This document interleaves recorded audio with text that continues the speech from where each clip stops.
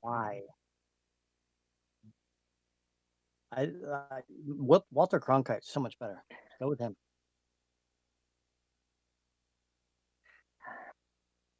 Well, Oh yeah. Oh, I loved him. I loved his voice. I It's loved his rough. voice.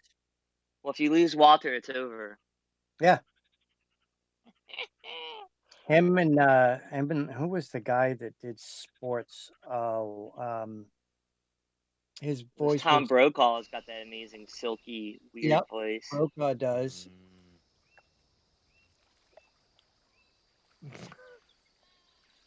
There We may always be a got reason this, for that. that's true. He does that kind of like slur kind of roll thing. I I'm sure that if you were Tom Brokaw after all those years, you'd probably sound that way too.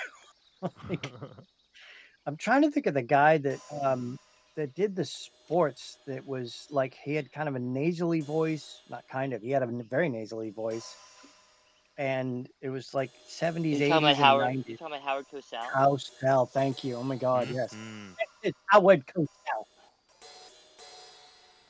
Yes, and he had the greatest voice. There's a Woody Allen movie where Howard Cosell is like giving a play-by-play on his sex escapades. I think. It's Take the Money and Run. Was it Take the Money and Yeah, Run? it was. Yikes. The one with Louis Lasser.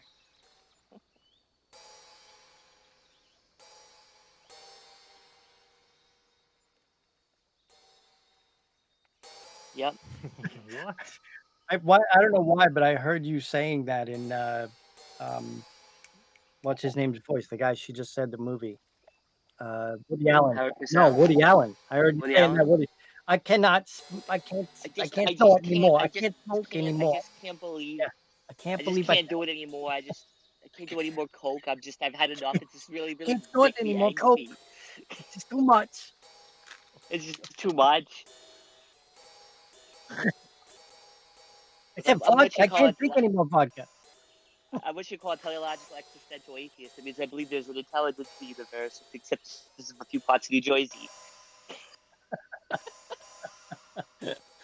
Well done. Oh, Woody. Dang it.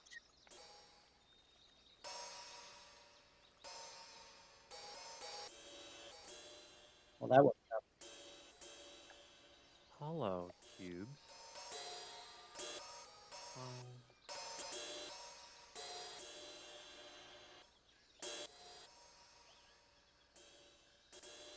looking very chic.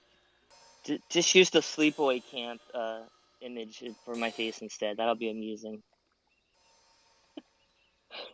The last shot, yeah. Mm.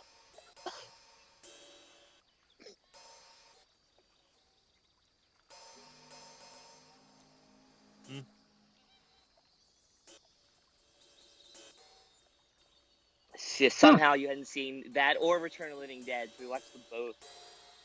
Mm. Or Martin. Oh, you'd seen Martin. Maybe Tam didn't.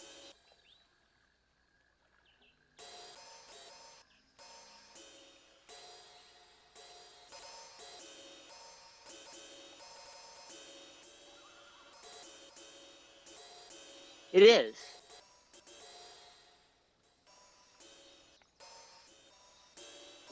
Well, so that movie's got an interesting history because it came out and went and nobody really remembered it. And then I think around the year 2000, Anchor Bay put out a DVD, and a lot of people had, because there was a time where people were just buying anything Anchor Bay put out because they were like putting out all this cool stuff, putting out these Jala movies and whatnot. So Sleepaway Camp came out. I remember getting it. And I'm like, let's see how this movie is now. And I watched it with a bunch of friends, and we like had a fucking riot. Like we were dying. And the thing about it is like, a lot of people talk about that ending, but the thing that's really cool about Sleepaway Camp is like how the authenticity of the actors in it, the kids in that movie, like the way they cuss up a storm. They all got these New Jersey accents. They're all hairy with their short shorts, and all the guys are like have midriffs exposed with all their body hair and stuff. And it's and I was gonna say that's well, the just authentic Jersey in the 70s, right? well, that movie just has a really like it has this. It's a weird. It's also kind of surreal, like almost like a Herschel Gordon Lewis or John Waters movie at points with that ant, the way she talks and like taps her chin. Oh no, that won't do it all. No, no, no, no. You know, I put it on my finger. You never be too careful. Yeah, and then there's like,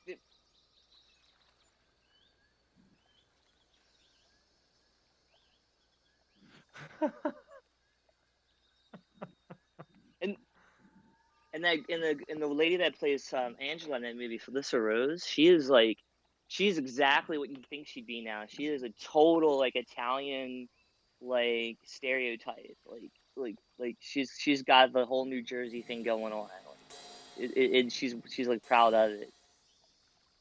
Apparently, her mom was like, all about her being in that movie. Everyone's like, "How could you have your daughter do that movie?" It's like, "Oh, you don't Can I want mom wanted to be famous." It's a can I great roll back for a second? And there was a comment, I believe, that you said that you had not watched Return of the Living Dead.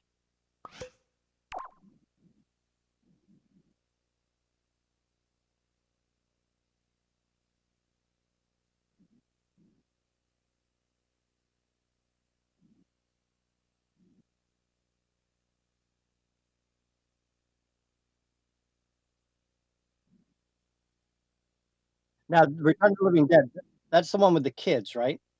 It's with Mhm. the punks.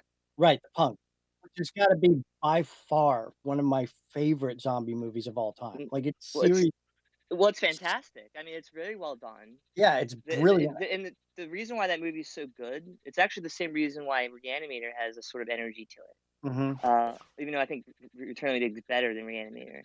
And it's actually because the way that they made that movie is they didn't want to waste daylight and time, so they actually had all the kids rehearse, and they actually rehearsed like a play with each other over and over again until they started shooting. So they didn't, instead of doing a bunch of takes, they'd already They rehearsed it all did up, it. so they That's had built all awesome. this chemistry up, Nice. and that's why that Um, dialogue, the dialogue and the chemistry with the cast in both those movies is so fantastic. the guy that Um, played the boss was Clue brilliant. Kulager, Oh my god, he was yeah, hilarious. Like, he just he's great. absolutely brilliant. And I watched it first when I was a kid because it was, like, 1983 or whatever it was, Mhm. and that one zombie, the one that was covered in the black goo with the broken Oh my back and god. more brains, that gave me Yeah, nightmares. Oh my god. The that's such a work, great design.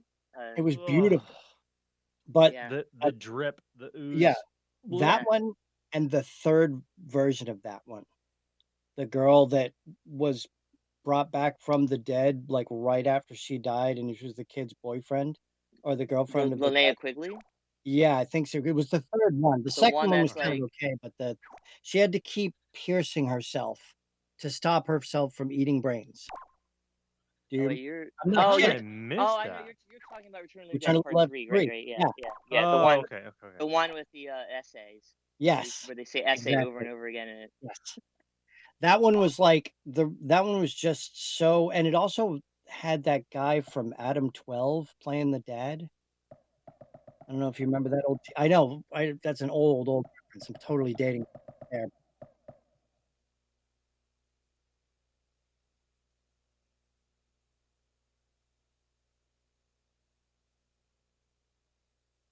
Yeah, the dad.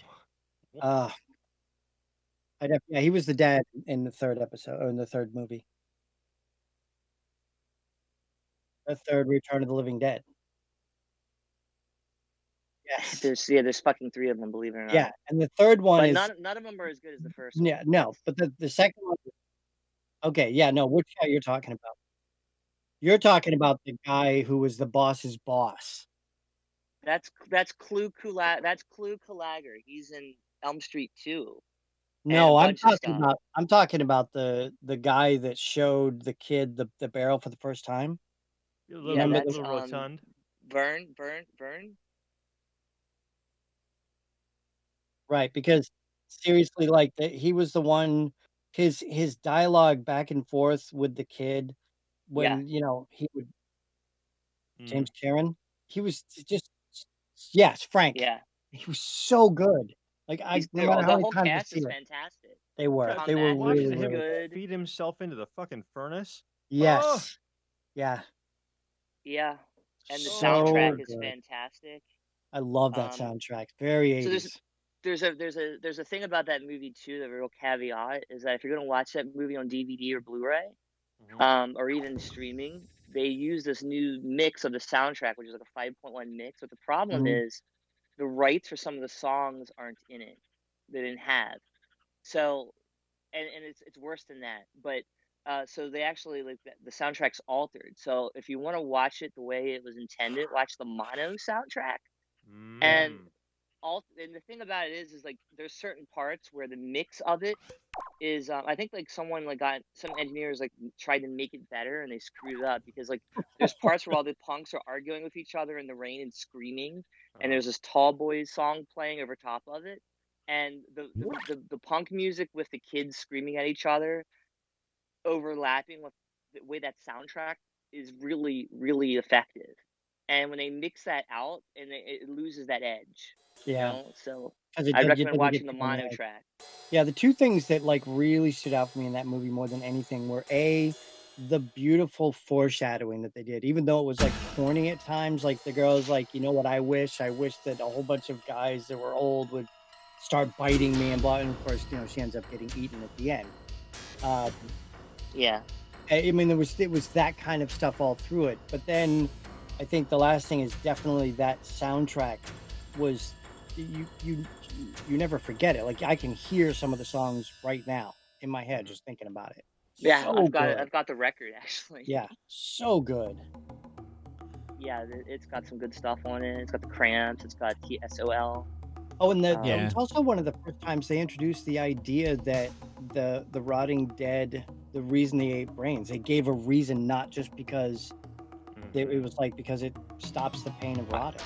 I think that may have been the origin point of the brains thing because it's weird because that's sort of become a ubiquitous association with zombie films is Mhm. zombies eat brains, but none of the Romero films don't have that Right. Yeah, aspect. They they just Yeah. just tore people and apart. Yeah. and like I mean, and honestly, like what Day of the Dead came out 85, and so like there wasn't much else before that except the Fulci Zombie and like Let Right. Sleeping Corpses Lie or Right. Manchester Morgue.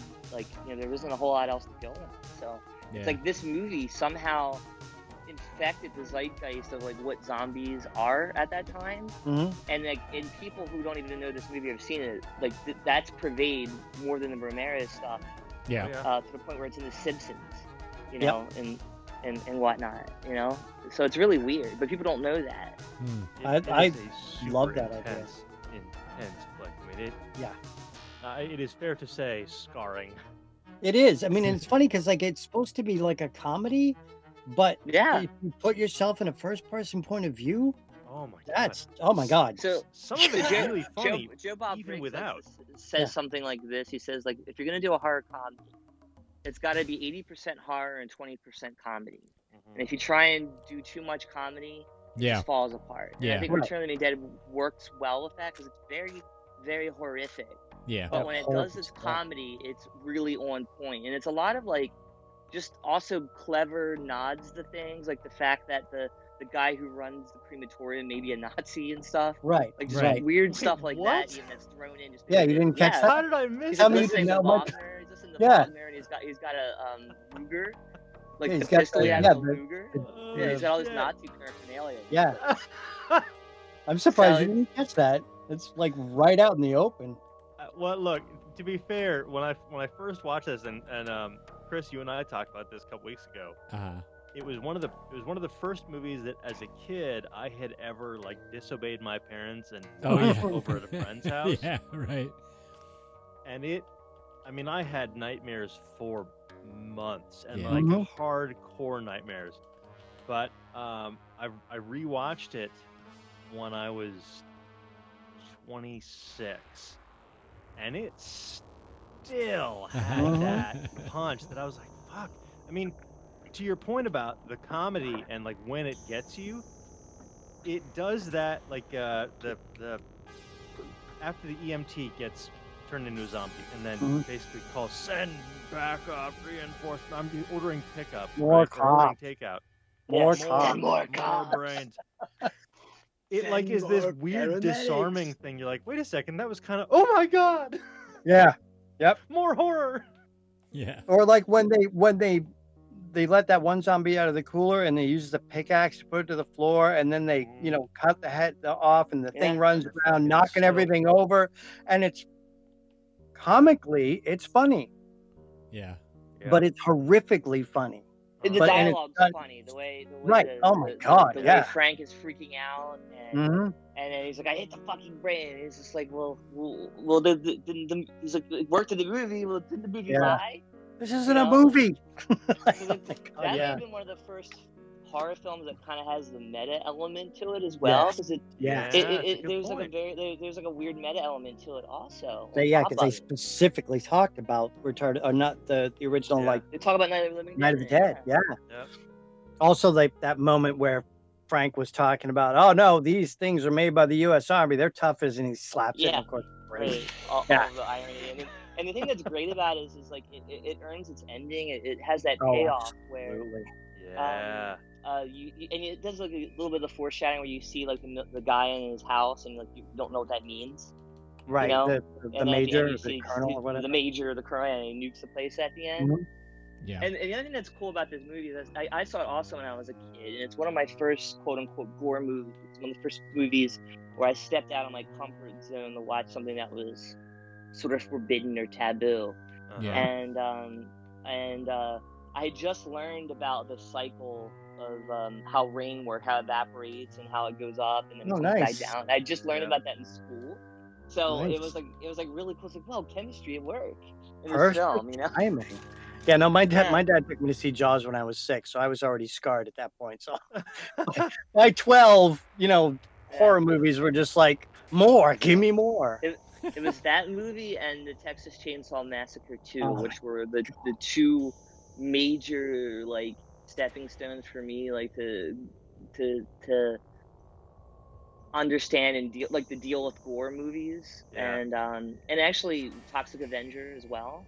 Oh, it's a Because I good saw one. them all around the same Yeah. time because they were on like Cinemax around '86. Yeah. Mhm. You know, they were running on like Cinemax and HBO and stuff like that. So it was I was watching stuff on cable, and I was just recording it off cable like anybody else did. And then Okay. I was bringing the tapes to school. Like this one kid's school like was into the horror too, so we'd swap tapes back and forth. And then when I got older, I actually like had learned of like a lot of the giallo stuff. I'd learned about the Argento films that we didn't get, like, or the ones that were cut really bad. And I started doing tape trading with people in Canada and other places to get like uncut copies of things. Mhm. Most of them were recorded from Japanese Laserdisc. So Man, that's that originally how I got to see those like Fulci and Argento films, originally like Tenebrae and stuff that we didn't until like Elite, and then Anchor Bay kind of started releasing these things here. We didn't really have good options Right, at all. right. Yeah. That first Texas Chainsaw, though, like that scene with them giving the hammer to the grandfather and having Oh, him God. swing it, that was It's amazing. I will never forget that scene specifically because Mm. the complete That's the scene in that movie lack for sure. of humanity. Yeah. Yeah, the The complete lack the of humanity. absurdity, it's absurd. It's got this absurdist quality, Yeah, but it's also horrifying.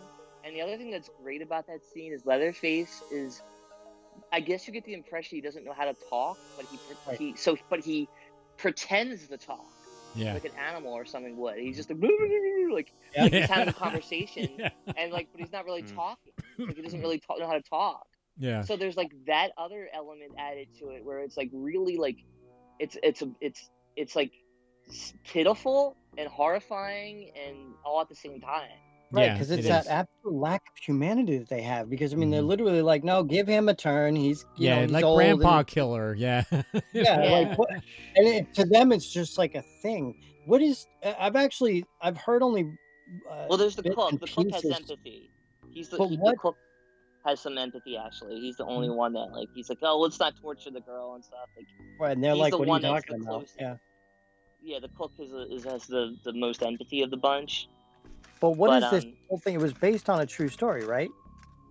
Well, they say that. I think that Toby Hooper admitted that the true story thing was just like a grindhouse sort of catcher, like to get people to get people excited about it and Yeah. get their emotions stirred up. Yeah, because I've never really dug into it. It's based on Ed Gein or Ed Ed Gein, Gein. Oh, yeah. okay. Ed Gein. Ed Yeah. Gein. It's based on that. Fairly and, loosely, yeah. But so is Psycho. I mean, like everything is based on Ed Gein. Like, I mean, so it's kind of like yeah, whatever. he was the guy. If you wanted somebody really messed up and scary and creepy, Ed Gein was your man, for sure. It's Ed Gein is what some would say is the origination point for American horror, like American, like well, it makes sense. American Gothic, like the American idea of horror, like that was where America kind of got its own version, like its own idea of what horror is, and it kind of starts with Ed Gein and the idea that in your small town or rural area, there's this guy that did these horrible things you don't know about it, and that's kind of, I think, become the sort of, I guess, our claim to fame in the U.S. is that style of horror. Yeah. Totally. Totally. And I guess Ed Gein, his house is very similar to the house and what they found in the house to what. Oh yeah, he apparently was a cross-dresser of some sort. He dressed up in women's skin, like all that stuff. Apparently came from Ed Gein. Yeah, that's amazing. Yeah, he did the human scalp and face and stuff. But yeah, no, I mean, I guess now that I've looked at it, it makes more sense that way. Yeah.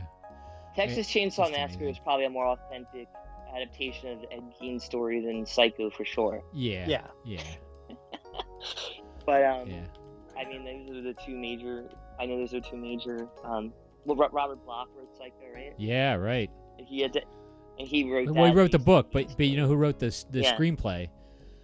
Joseph Stefano, who is the showrunner for the Outer Limits, the original Outer Limits. Yeah. So he wrote the screenplay. Yeah, based on Robert Bloch's book. But yeah, it's cool. I love that movie so much. Tamara had never seen that one, and we watched it together a couple years ago, and she was like, "Oh my god!" You know, like Psycho. Yeah, she was like, "You know what movie's not terrible? What? It's Psycho 2. Oh yeah. It's not terrible. There's just no way I'm ever gonna watch it because I just can't imagine. I don't know, man. I'll never get over my prejudice of like not wanting somebody to remake a masterpiece, you know. But yeah. They made an entire TV series out of it too. Psycho 2 with Meg Tilly. Oh yeah, right. Yeah. I don't know. I should watch it probably. But I mean, the thing about Psycho is that so much of it's not just the directing. I mean, obviously Hitchcock was a genius, right? The directing is incredible. It's so innovative and so frightening and surreal and weird at the same time. But it's mostly, really, to me, it's the score. Bernard Herrmann. Yeah, the Bernard Herrmann score. Yeah, he's just amazing. It's just so evocative. It's like it's so Wagner... good you're able to steal it. No one even realizes it for some reason. The animator. Yeah. I don't know how that movie has gotten shit to the everyone's like, no, it's different. I'm like, it's the fucking same song. No, it was hilarious. Yeah, it was really it's the same hook. The theme, right? The theme. Well, it's not really, but it's very, very close. Yeah. And close enough. Yeah, we watched that with Emily a couple weeks ago on the last drive-in. They showed Reanimator, Bride of Reanimator, rather. And yeah, the theme music to that is very. And he even said, "I was trying to do Bernard Herrmann," you know. So, you know. Yeah, you sure were. Yeah, that's cool. You know, at least he was honest about it. So I got this. You guys can't, if you're not watching the Twitch stream or listening to the Twitch stream, which you probably shouldn't because you'll hear an echo. But I'm playing back my score to Murderous Intent, which was the second film I scored, and it's a really, really bad film. I mean, it's the worst film I've ever scored, had anything to do with, but it's worth watching just because of that. It's so weird. It's like the director was this guy Len Anthony, who's a Jamaican, expat who came here and lived here in New York, and basically somehow scammed people into giving him money to make movies. And he's a nice enough guy, but this movie is so confused. I think it's two different movies cut together to try to make one movie out of it. And it's like this Rasta guy who plays. Was it filmed in New York? Yeah, it was filmed in Brooklyn. Yeah, it was filmed on the Brooklyn Promenade, and I mean, you'll recognize the locations if you watch it. but it's hilarious because like it's basically this battle of the wits or the minds, psychological battle between this really big buff Rasta looking dude, right? Black, Rasta dude, and this super white professor, like about 20 years older than him, who's the worst actor I've ever seen in a film in my life. And that's saying something. I mean, this guy is so bad. There's one scene where he literally mouths the words, "Oh no," and you can see like that's what he's doing. You're like, is the movie ADR? Is the movie all ADR, or is it live sound? No, it's actually live sound. It's really bad live sound. Well, to be honest, the crew on this film was not bad. It was shot by Ernest Dickerson, so there's that. Do you guys what? know? Yeah. Yeah, for Spike Lee. Yeah, Ernest Dickerson. Ernest Dickerson. Yes. Yeah, I know Ernest Dickerson. Yeah, he's and a The great Walking Dead. cinematographer. Yeah, The Walking Dead. Well, and he did Brother from Another Planet. The Brother from Another Planet. He that guy was working a lot back then. It was him and Michael Ballhaus were the two DPs on all the low budget movies that I knew about in that era. Right. But anyway. He also did Juice. What's that? He also did Juice. Juice, yeah, right. With Tupac, yeah. Yeah. So anyway, the reason I'm playing is because I put this score trailer. I remastered a lot of these scores, and I put a trailer up on YouTube for this one with a bunch of scenes from the movie, and they're so bad. But I got a comment today, and this guy was like, "Really, the only good thing about this is the music." It's like, well, thanks, dude. Well, you've piqued my interest of Ernest Dickerson because I actually really like his work. Yeah. I'm a really big Spike Lee fan, and I like Brother from Another Planet, obviously, and I think that I think that Spike Lee's best work is when he's working with Ernest Dickerson. Yeah, by far. I mean, I think if you watch it, you'll get a little bit out of that. But I think most of what you're gonna like about this movie is not how good it is, but how bad it is. So, Ernest Dickerson, it's not his best work for sure. I think you can see it was shot in a rush. What year is this? Would have been like 82, 83. It was like guerrilla filming. Yeah, I think it came out in 86. Did where they just. Yeah, it was very guerrilla, no permits, just running around New York and grabbing shots. I think it didn't come out until 86 though, or 85 or something like that, because he couldn't get distribution. What a surprise! Of course. Yeah, but he made another one after that. One of the funny things about Murderous Intent is watch it, and do you remember the character from Twin Peaks, the first season of second season? Who is Lucy's boyfriend? Not her boyfriend, but the guy who's like courting her. The kind of the preppy dude. Ian.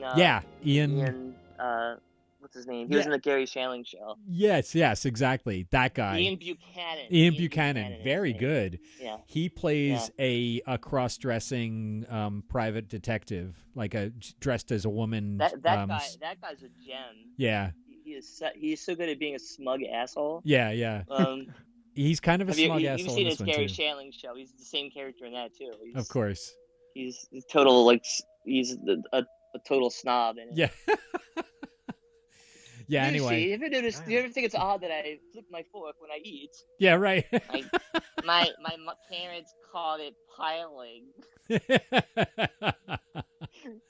No, it's the European way. Haha. It's just like the dude's like fucking prototype Stewie from Family Guy. Yeah. Yep. Oh God. So do you guys? You reminded me when you said when you were talking about the guy saying "oh" or mouthing "oh no." Yeah. If you look in the chat, because there's a GIF that somebody got from an old 70s Spider-Man movie of someone way overreacting the discovery moment. And that's nice. That's exactly what I thought of when you just said the "oh no," way overreacting. Yeah. Excellent. That's sort of like the Kevin Sorbo. Disappointed. Yeah, exactly. Or the in pieces. Yep. I've got to know though how it compares to Manos: The Hands of Fate. Oh wow. That's my only real frame of reference. Right. Yeah, not maybe. I mean, interesting in a different way, but probably not as interesting. as Manos. You know, it's Is just it- yeah, it's weird. Is it and riff trackable? what's that? Is it riff trackable? riff Oh, trackable? definitely, yeah, absolutely. It would really work for that. Please tell me everyone knows that title is just Hands of Fate. Yeah. Oh, yeah. yeah. Oh yeah. Checking. I know Just checking. it's just amazing. Hands, and more hands of fate. Mhm. The ones that are of fate. Those hands. All the fates. Mhm. Not just 3 fates, but all of them. Yeah. Ugh.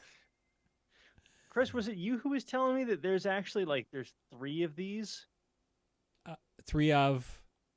Manos: The Hands of Fate. There are multiple sequels. I think I heard that there were, but I don't know that for a fact. Somebody could look it up, I guess. Apparently you do now, because it looks like Clayton has found it, and that's why that look is on his face right now. Oh, it's one of the only because I think it was still MST3K at that point. Yep. Yeah. One of the only MST3Ks that I legitimately couldn't find any joy in. Yep. and it seems like the guys who are watching it couldn't find any because they're totally lackluster. They're like, oh God, here we are again. Yeah. With our pajamas. They did that I same thing when guess. they started doing riff tracks, when they did what was the shiny vampire movie? The sparkling vampire? Twilight. Yeah, they did Twilight. And I tried, because I've never seen those movies, Yeah. but I tried to watch the riff tracks of it, and I Uh-huh. still couldn't do it. I still couldn't do it. I my only bit of trivia on that one is I should have known when it was my first date and I showed up and we were gonna watch that. Twilight. The relationship that I was in at the time was gonna be a disaster. And And it was sometimes, a yes, disaster. absolutely. Wow. Let me tell you. Let me put it this way. Manos: The Hands of Fate is a better love story than Twilight. You're welcome. There's a 12-year-old meme being brought back to life. Oh God. Ugh. Oh, Torgo. All right, so you I guys feel so bad for John Reynolds because he really did a damn good job with what he was given. So what's your next bit of fun there, Chris? Oh, oh yeah, there he is. Yeah, nice. That's so good. Wow. Yeah, I was gonna say let's turn down the music, Chris. Turn down the music. Let's play some horror trivia. You guys up for it? I added some new cards, so there are actually questions you have not seen before. Are we good with that? For sure. Emily went to the party line for a second. I think it was an accident, though. Oh, I clicked something and yeah. I clicked something. I've fallen and I can't get up. I was on my computer looking at Discord and I clicked something and I didn't realize I was going to disconnect my phone. Yes. Yeah, by I the didn't know way- it does that, but I just didn't think of it, you know? Right. As a follow-up to our earlier conversation, apparently in 2010, Manos: The Search for Valley Lodge came out, followed by Manos: The Rise of Torgo in 2013, and they were going to do Manos Returns, but evidently couldn't get the Kickstarter. Oh no, they did. I'm sorry. And that came out in 2018. So, enjoy. It's now available on Amazon Prime. Oh wow, nice. Well, we should watch it again this weekend. It's been a while, or not. Should we? Yeah, I was going to say, there's certain things that, I've had done that I really don't want to do again. Watching Manos, A catheters. vasectomy. I would Yeah. have a vasectomy again. Catheters. I would definitely do that again. Yeah, absolutely. All right, so let's do horror trivia because we've got a couple of people in the Twitch chat, and so I guess we'll let's give Emily first this time, and we'll go to Clayton and then Mike. So it's just gonna be the. So you know that Hedgie is here. You know somebody else is here, right? Who's here? Hedgie? Yeah. Oh, awesome. Been here for a while, Glenn, why haven't you been talking, Glenn? but we really haven't given him a chance. Go up in my face hole. Yeah, he also. Nom, nom, nom, nom. That's Okay. right. All right, cool. All right, so we'll go Emily, Clayton, Glenn, and then Mike. So it'll just go around in a circle like that. So Emily, we're gonna go with you first. So I don't know if you you don't have to be looking at the Twitch chat because I'm going to be rather the Twitch stream because I'm going to be reading things off to you anyway. But if you are looking at, Can you give me a link to that? Oh yeah, quick? sorry, it's twitch.tv twitch.tv/Wonderville NYC, all lowercase. So yeah, well, I was in there. Yeah. But I didn't see any chat stuff. I mean, It'll be on the right side. the chat is on the right, but it's not going to be in the chat. It's going to be on in the video. You'll see. Okay. So right now, I am showing in the Twitch stream the categories. So I'll read them off to you, and you can pick a category, and we can randomly pick a question from it. So the categories are monster, gore disturbing, psychological, paranormal, killer, and international. Let's go for psychological. Okay, so that is number 3. The director of The Descent, 2005, was nominated for an Emmy Award for his directing work on what HBO series? And if you don't know, that's okay, because we'll ask our Twitch audience if anybody has a suggestion. How does this work? Do I just answer, or is it? Yeah, you have to answer. Yeah, so you either answer, or if you don't know, then we can ask the Twitch audience. Well, he does. You talking about Westworld? The Descent. Hang on, I'll tell you in a second. It is Or Game of Thrones. He's done all kinds of stuff. You just had it. Game of Thrones. Okay. Game of Thrones. Yeah. All right, good. All right, so you know. All Well right. done. All right, good. Yeah. Very good.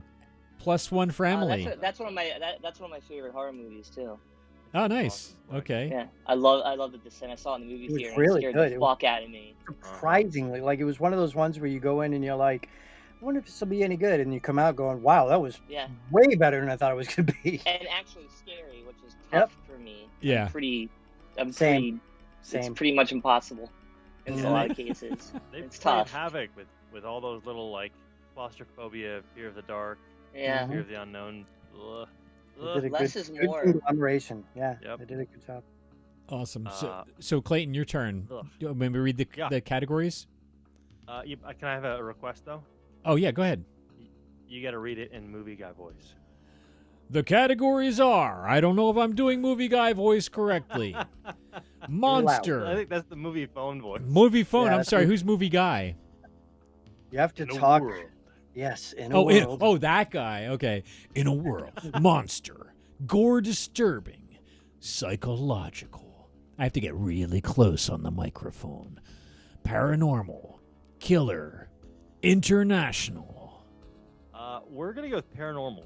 All right. So that's number 4. Another flick that scared the absolute piss out of me. All right, so in Paranormal Activity 2, 2010, what is the gender of the firstborn child required as payment for an ancestral demonic deal? You got a 50-50 chance here. Yeah, it's I want to say it's a boy because that was like they were going after the boy baby, right? Yeah. You Jewish. What did you say, Glenn? Okay, so it is, you said a boy, right? Yes. Yeah. The answer is male. You Wow, are 2 for correct. 2. 2 for 2. Excellent. Too bad.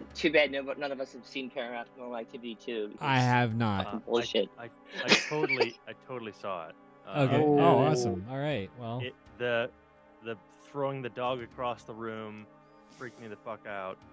I hate it Are when we they hurt doing animals. Hollywood Squares? Is this Hollywood Squares? Yeah, that's kind of what he's doing with it. Yeah. Yeah. It's This So is Judy Hollywood is, Squares. Judy As is the good as jam, the the first one, jam but- block of it is in the middle.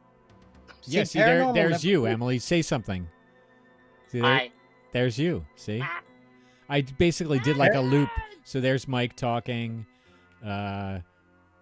Let's see. Where's Clayton? Clayton is here.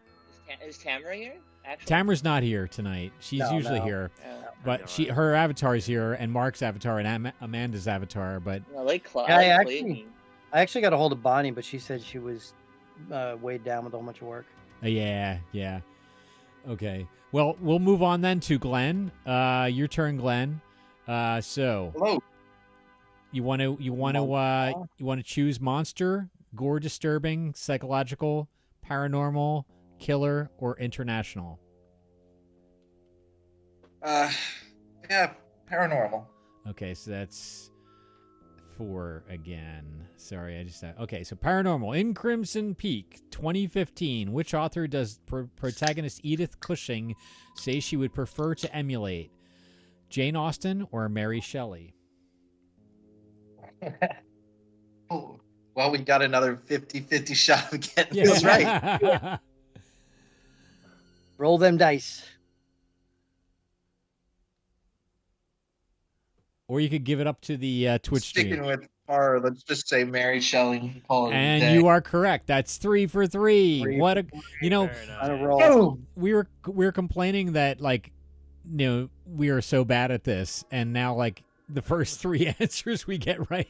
Well, I mean, all these movies are like 2000s movies. Like, is this some sort of no? There's a lot. bar But trivia? also- Does it get a little more? It definitely earlier, or it what? goes back to the 30s. So yeah. Okay. Yeah. Right. Okay. And we've also been getting the 50-50 shots here. Like, I'm gonna break this streak. You watch. Yeah. Right. If anybody can do it, Mike, you can. All right. What obscure silent film? Yeah. Right. Yes, exactly. All right. Monster, gore disturbing, psychological, paranormal, killer, international. I'll go with Monster. All right. Monster. Who directed, oh my God, Alien, 1979? You know what? And We're now just that- talking about it for like 20 minutes. I know, and the worst part is I've blanked on the name. As soon as you said it, the Yeah, name of course. came and away. So I Well, do not remember We it. know who wrote Amazing. it, at least. Yeah. I know it's like I can't think of it. Okay. If you That's say all who right. wrote it, I Wait. Is it the same guy that did the Batman stuff? No. You guys- Another name the one? British dude. I can see that because I've He- seen them all. He has I- he had a brother who died who is also a famous movie director. God damn it! He did Die Hard Come on. 2, I think. Come on. No, somebody so else answer or give it to the audience. All right, we're Yeah, gonna give I this to forget. the Twitch stream. Anybody in the Twitch stream? Let me. I guess I should probably. Type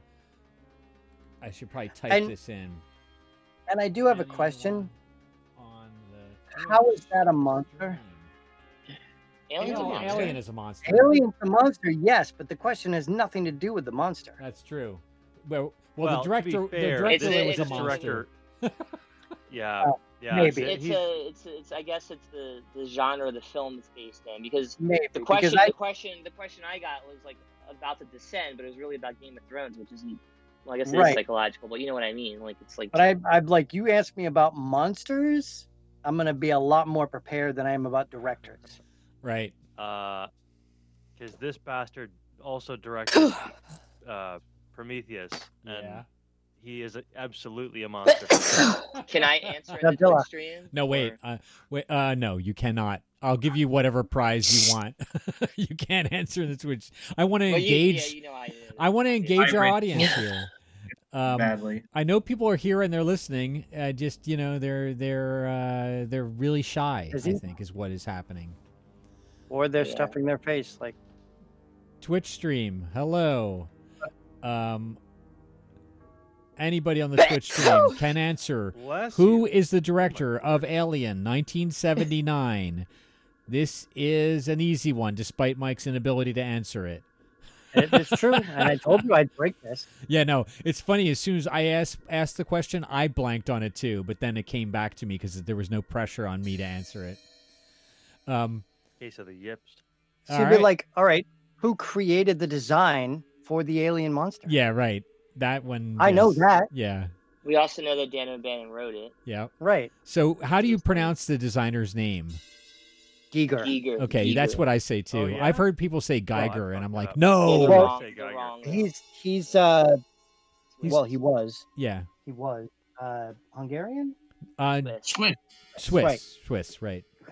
I mean, yeah, the pronunciation would be Yeah, anywhere, pretty much anywhere in Europe, it's going to be Giger, I think. I think you find he's I think if it actually, was Venusian, EIGR, 'cause it would he's be totally Geiger. not from Earth. Right. But since it's Right. just a single I, it's Giger. I think that's how it I have works. so much of his artwork on my computer. Oh, he's awesome. He's really It's awesome. amazing. Yeah. I know it's a big cliche, but I really love his cover for Brain Salad Surgery by Emerson, Lake and Palmer. Yeah. He also the chairs they used in the original Dune movie? Yeah. Yeah, that's him. Yeah, no, I know. Well, Really? And you can buy them. Yeah. Wow, you can buy them. Oh yeah, I heard that actually. Well, have you seen? We're just going to go off on a tangent here because we still haven't answered the question. But we're going to go off on a tangent in the meantime. Have you guys seen Jodorowsky's Dune, the documentary? Yes. Yeah. So good. The making of Dune. I wish I'd seen the actual movie Jodorowsky. I know. You know what I want to see? Because the movie was never made. I want to see that damn book that they keep talking about and showing in the documentary. It's like a huge ass. It's like bigger than a Bible. The production notes or whatever it was. Yeah, it's just unbelievable with Mobius and who Jodorowsky keeps calling Moebius. I talked to Moebius and he said, "Yes, we can do the movie." He's great. That guy is like he's just.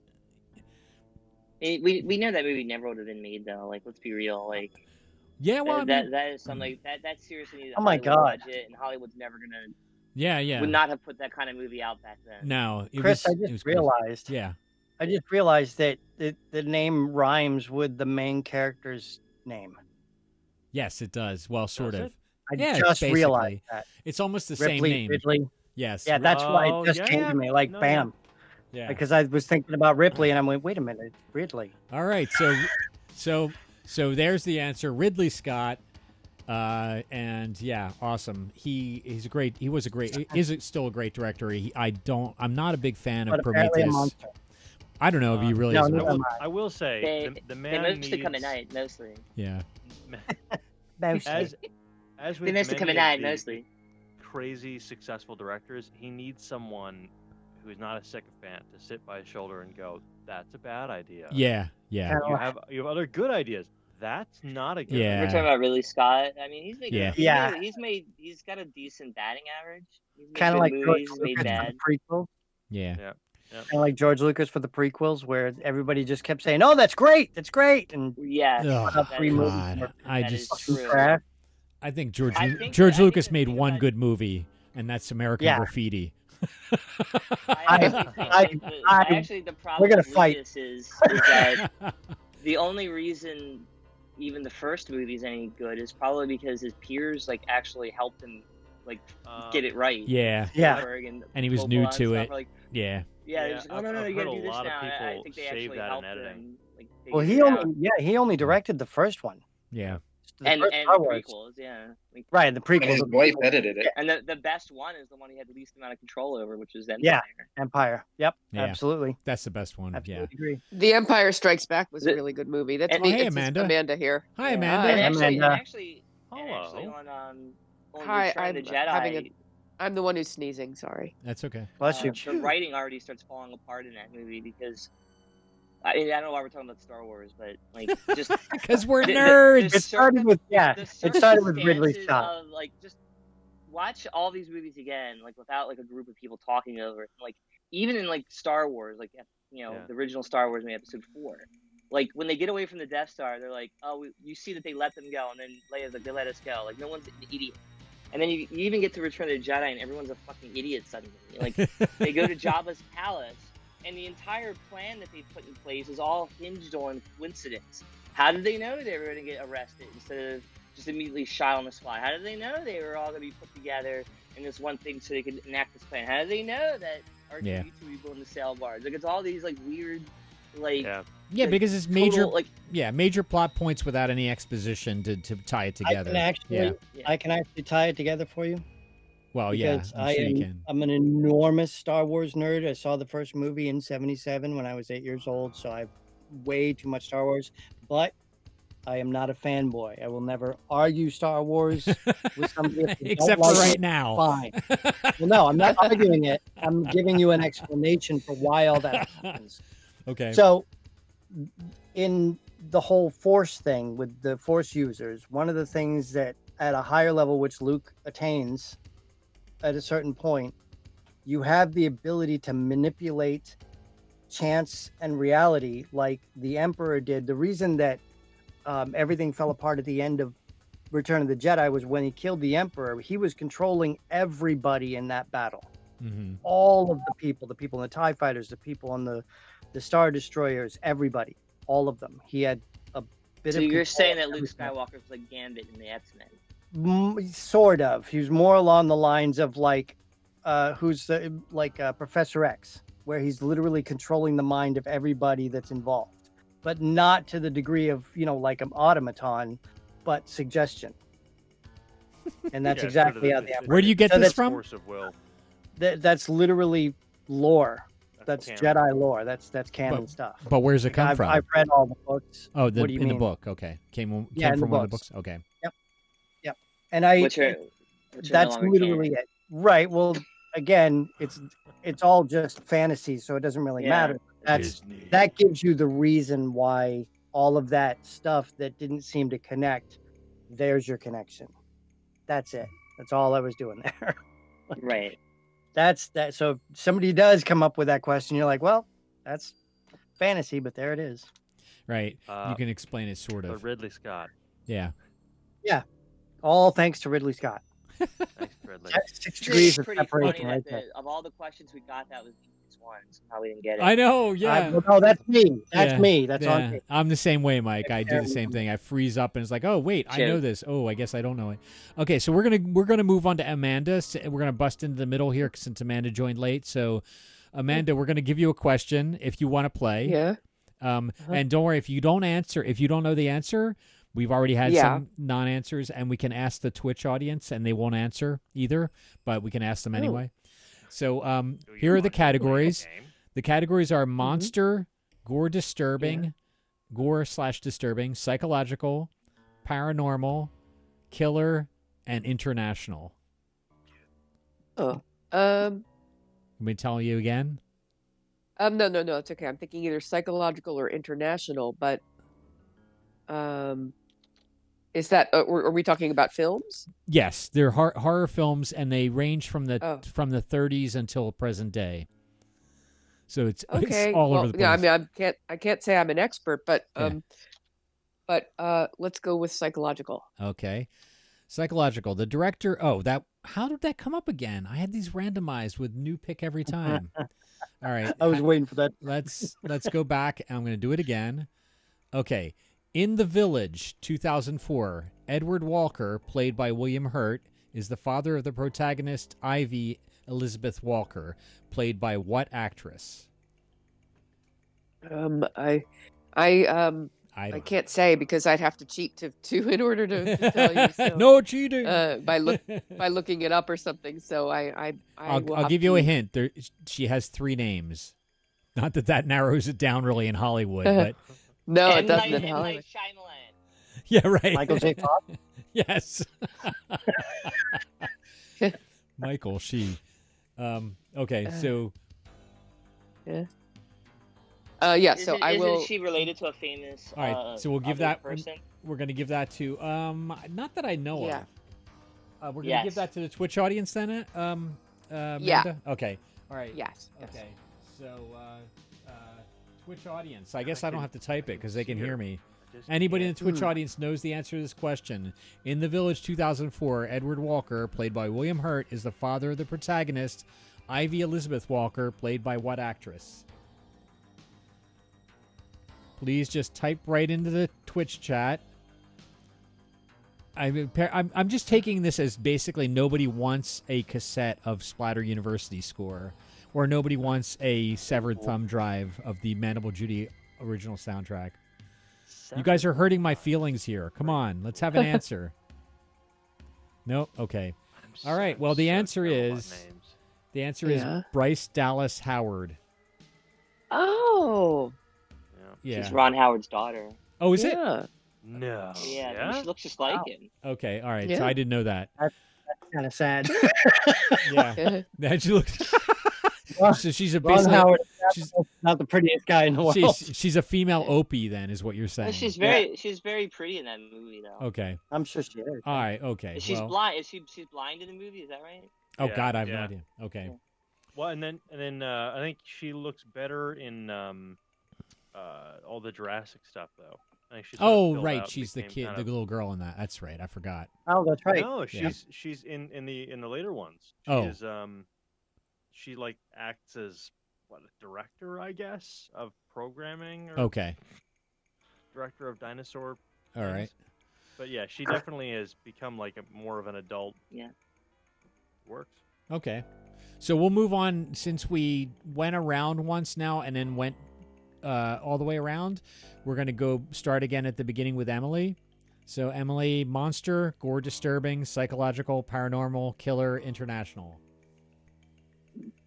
Gore disturbing. Yeah, let's go with that. Okay.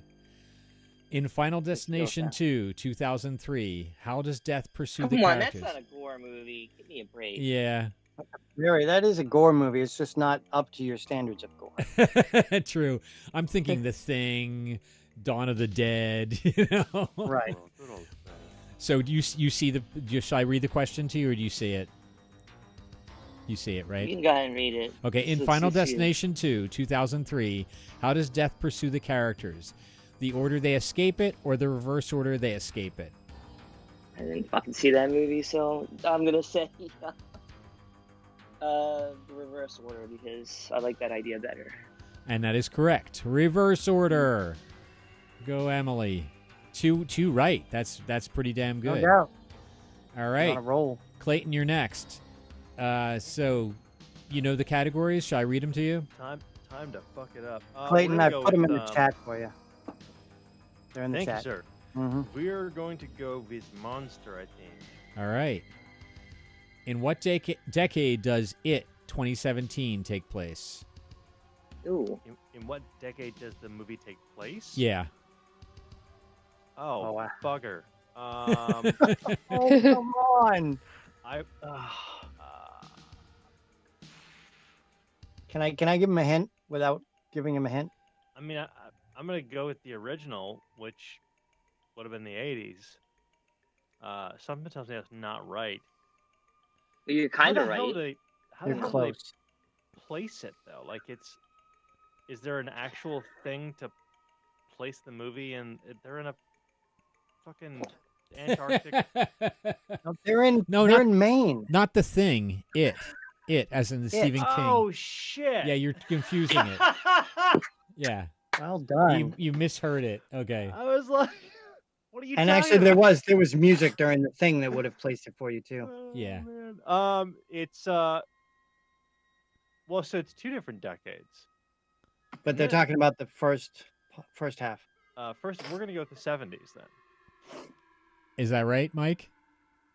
Yeah, I mean, if you're talking about the 2017, which is the first half of it, because they did two parts. Yeah. Then Okay. yeah, it was the 70s, all right. 70s/80s. What category was this again? I'm totally lost. Monster. Monster. Right. Oh, that's why Monster. I don't see it. Okay. No, And you are not right. It's the 80s. Yeah, it's the 80s. It was Really? According to Trivial 70s. Pursuit, it's the 80s.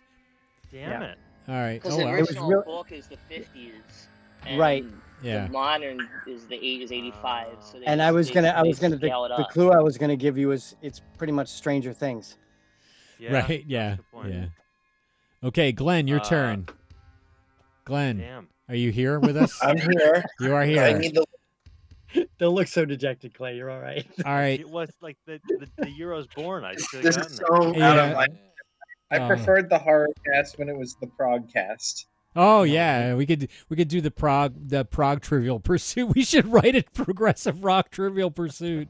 Oh my god, dude! Star Wars Let's do that. That I was totally You lost. and I, Glenn, we're gonna do this. We're gonna make a trivial Great. a quiz show on. Actually, I'm pretty sure everybody here could chip in on that one.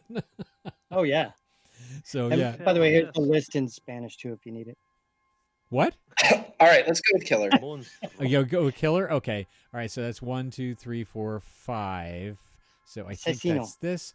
Protagonist Aaron in Your Next 2013 is of what nationality? American, British, Australian, or Austrian? It's all these like 2015 movies and stuff. What the fuck is that? Wait. What was that? What was it again? You're Next. I'm The movie curious. You're Next. The protagonist Aaron is of what nationality? American, British, Australian, or Austrian? British. Evidently, I missed this. All right, let's see if you're right. Where the hell is it? I'm gonna say Austrian because Yeah, that's what I'm why else thinking. why else would that be there? I'm thinking it's the last one. All right, you're both wrong. Ah, Australian. Boom. It's Australian. Australian? I figured it'd be one or the other. 'Cause, Australian, people mate. Aye. confuse those two. Aye. G'day. You're Aye. next. Kill you next. that's not an eye. Kill you next. You're next.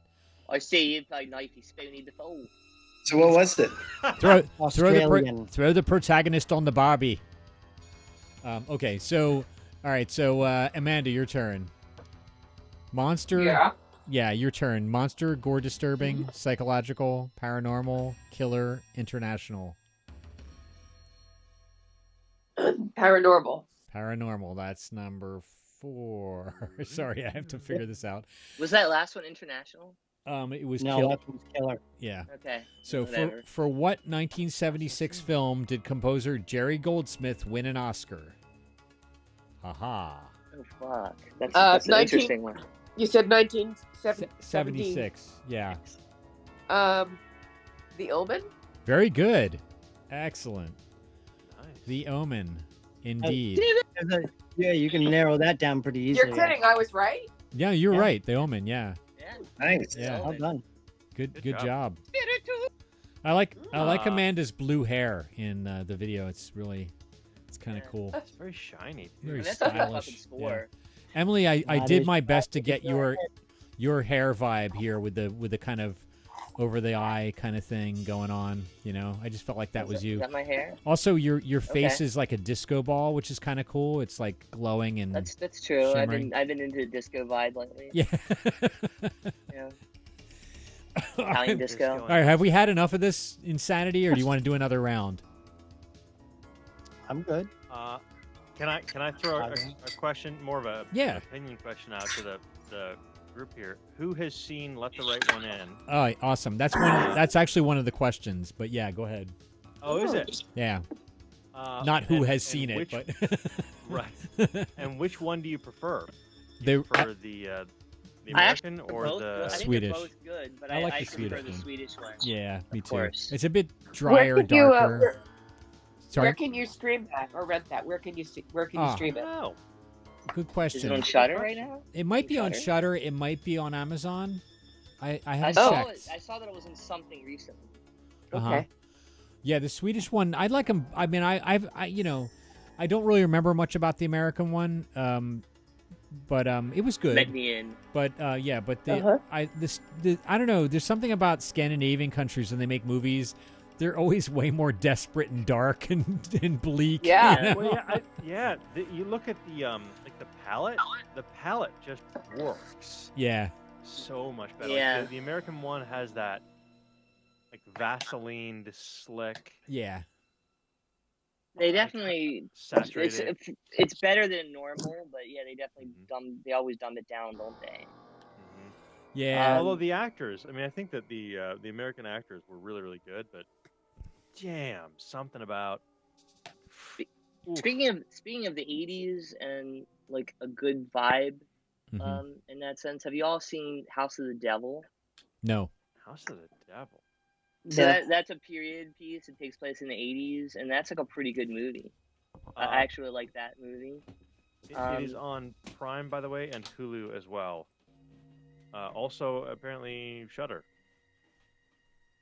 All right, so be careful because a lot of times when Prime says they have it and it's on Shudder, it means it's on Shudder, and you have to sign up for Shudder to get it on Prime.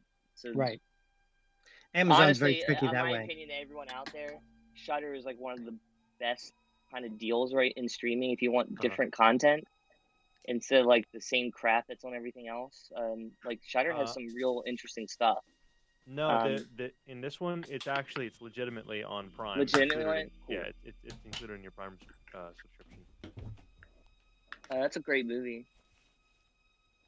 So it's House of the Devil. House of the Devil.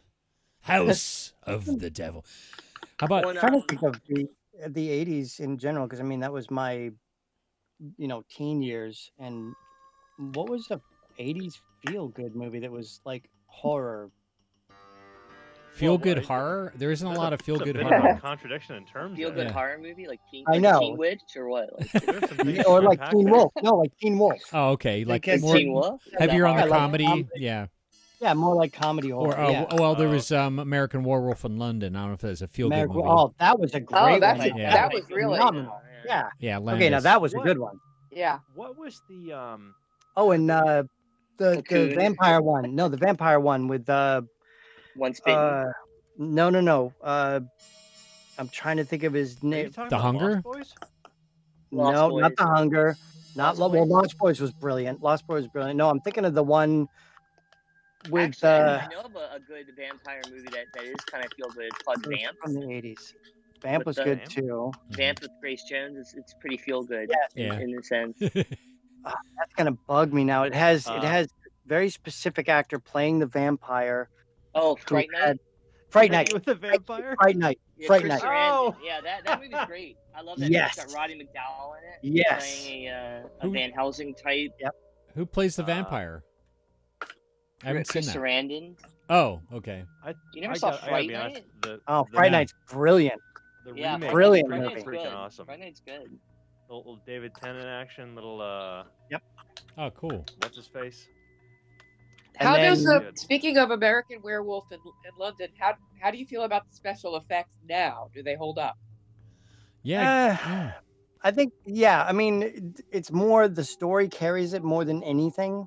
Yeah. And the effects are kind of like, I guess it's a lot like the first time I saw Highlander, and then seeing Highlander like 20 years later and going, oh, that sucks. I got something to say. It's better to burn out than to fade away. Tell me that guy has not had a hugely successful career since that. Yeah. So Rick Baker's effects in Werewolf I think a lot holds up. Some of it doesn't. Like Mandy, what are you scraping? Yeah, what is that? It sounds like somebody somebody's typing. That's really loud. Yeah. Oh, okay. It sounds like you typing or something. Or no, she's scooping the spoon on the bottom of a plastic container. Oh, I see. Oh, so you guys have video. I don't see your video. Okay.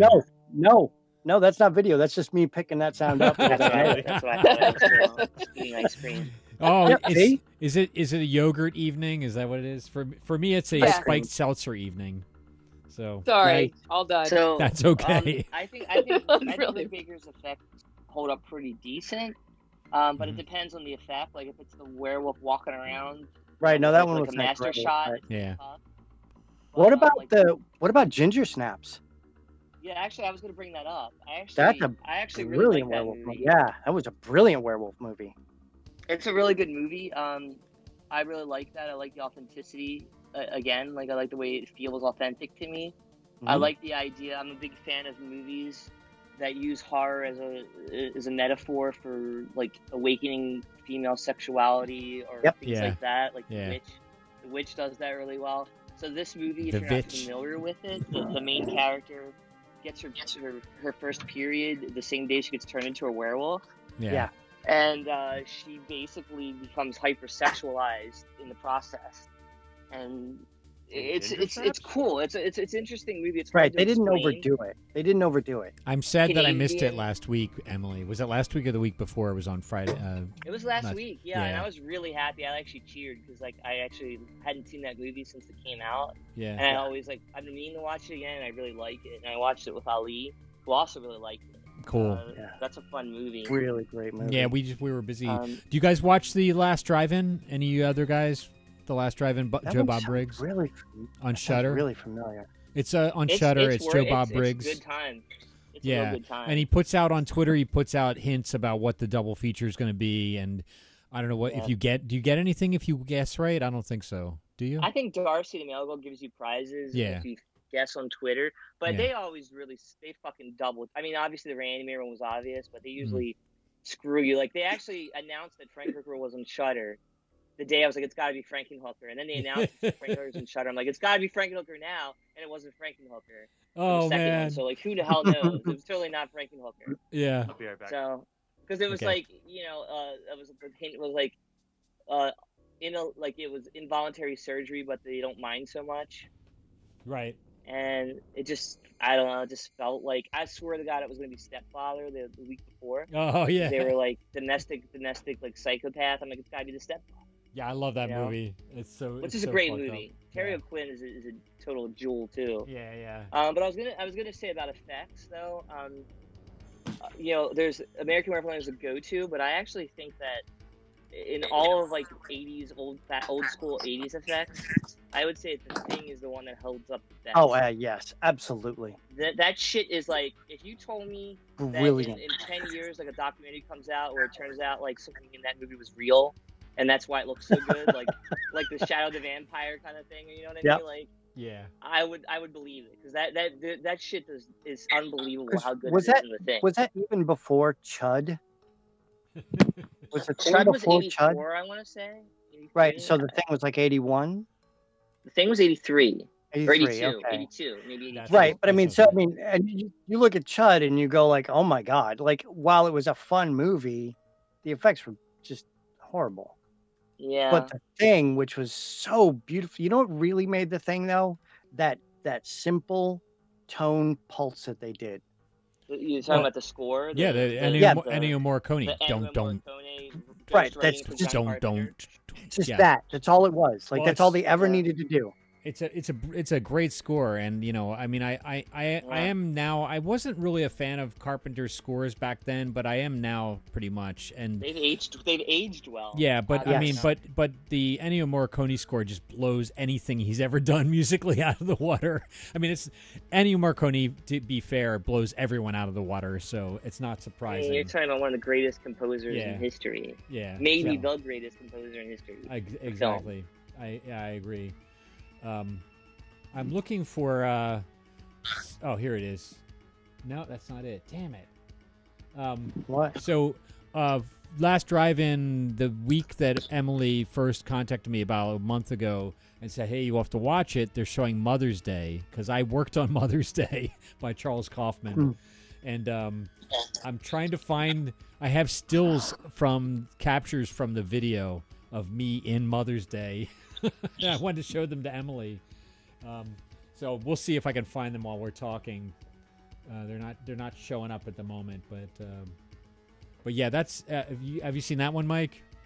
Mother's Day? I have not. Yeah, Mother's Day actually has aged rather well. Has it? What year was that one? 80, right? It sounds right. 80, 81, maybe. I think 1981, 1980, I think. A lot of these movies were filmed in like 80 and then they come out 2 years later. And exactly. Like Yeah, like Toxic Avenger was shot in 1981. It came out in 84. So here's the clues for this one, if you guys are curious. Oh yeah, go ahead. I'll do it in Joe Bob's voice too. I don't know if I can do Joe Bob's voice. This week's clues for the last drive-in. It's bad stuff happens in the boonies night. One in the forest, one by the seashore. Send your guesses to Kiki Horror. So, bad stuff happens in the boonies, one by the seashore, one by the forest.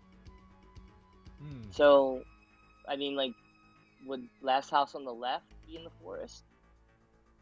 Yeah, I don't know. I mean, it's never going to be that. That's too obvious, but...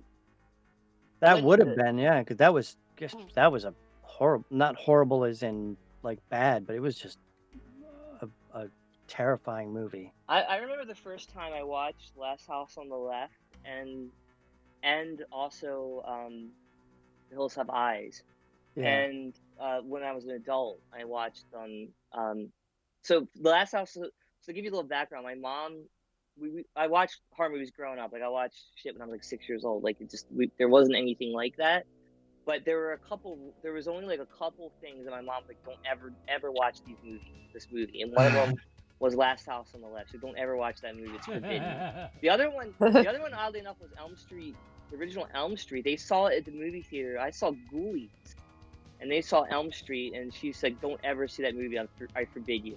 It really affected her for some reason. I guess. But of course, the kids loved Elm Street. Like, I saw it. Like, of course, I saw it right away, and everybody loved it because it was so imaginative for the time. You know.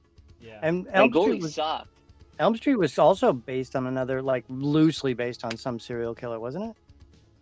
I didn't know Some that. guy that killed children. was- I'm gonna have to double check that. But Wes Craven often like makes his movies based on some like conceptual idea he comes up with. Like what I think he read an article about someone saying they were going to die in their sleep, and then they did, and I think that's what started the. That sounds right, doesn't it? Like you read like an article about someone who swore they didn't want to go to sleep because they were going to die in their sleep. oh yeah, no, it's actually based on Hmong refugees fleeing the United States because of the wars and genocide in Laos. They're from Los Angeles. Apparently, it was newspaper articles having to do with the fact that they were suffering disturbing nightmares because of those things that happened in Laos, Cambodia, and Vietnam. Oh wow! So that's what it was based on.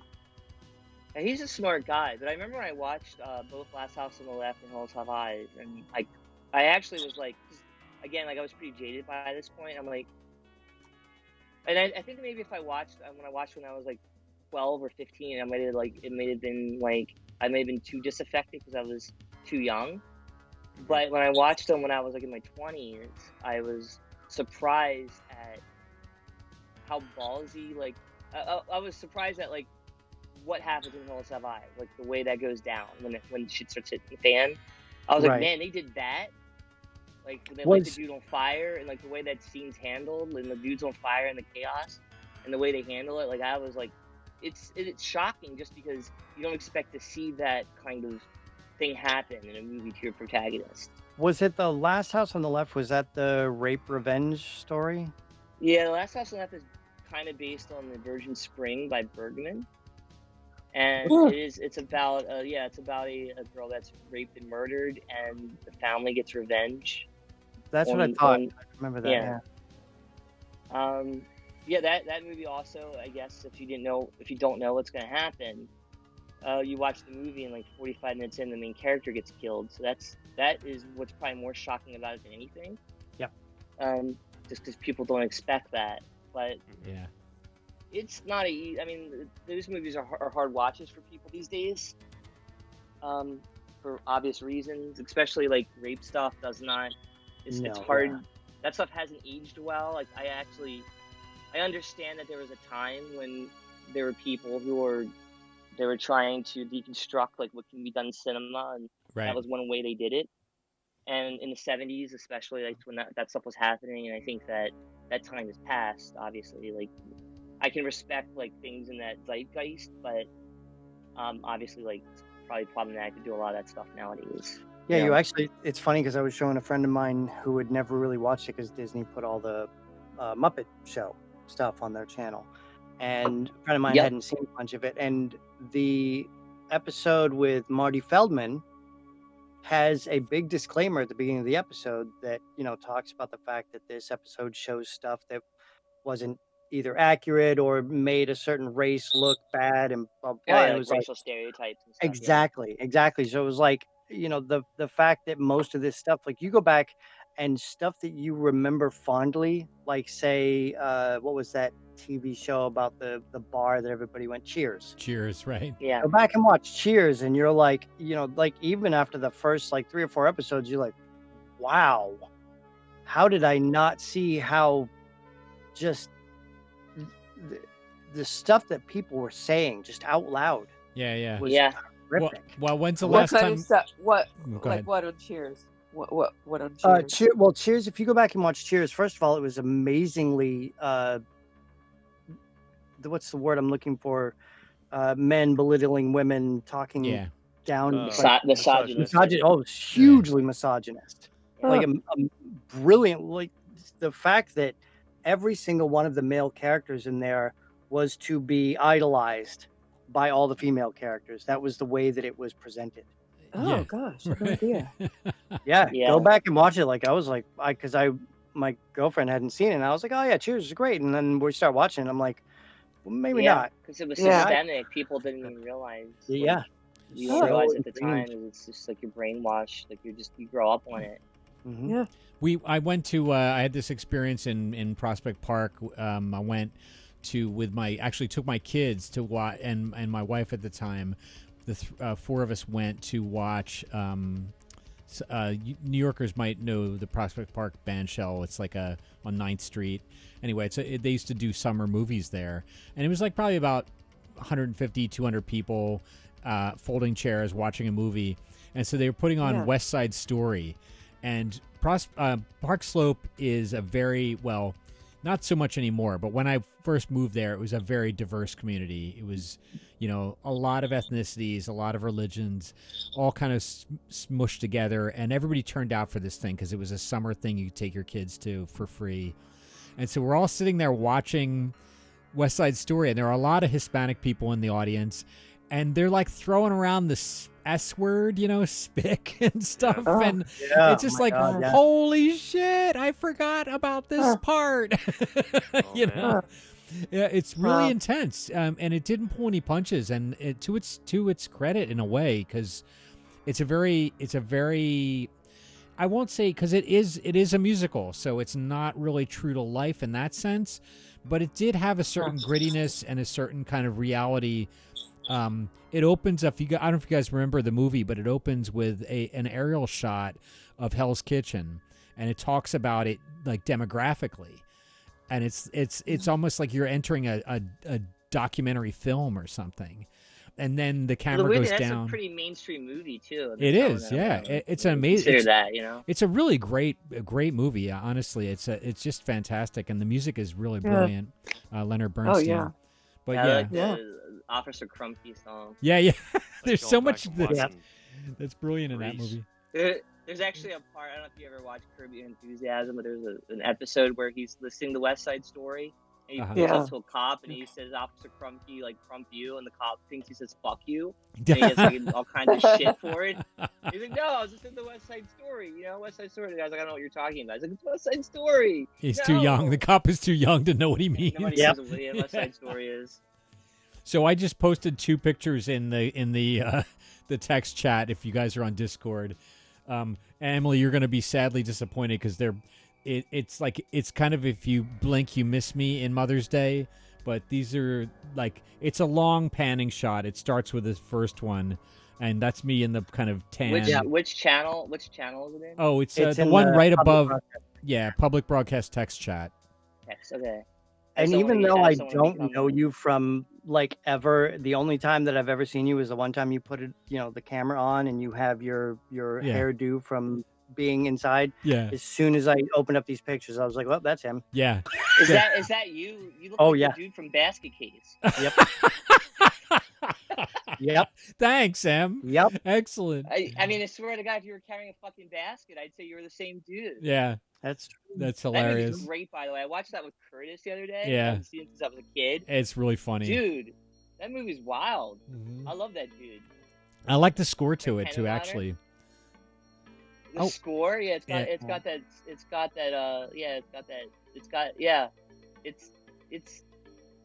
Henenlotter's great, man. Yeah. I mean, his shit is really bizarre. No, I haven't. He's got that great like tracking shot of him walking through the village. Mm-hmm. Like set like mid 80s village. It's really cool. Like St. Mark's. Oh really? Oh, Greenwich Village. Really okay. East Village. Where he's like following him. Yeah, walking down the St. Mark's place. Oh, nice. Yeah. And since you've gotten back to the horror genre and everything, I was reminded. How many of you have seen the TV show Supernatural? Oh yeah, Tamara and I watch it pretty much every couple of nights. We're in season 9 right now.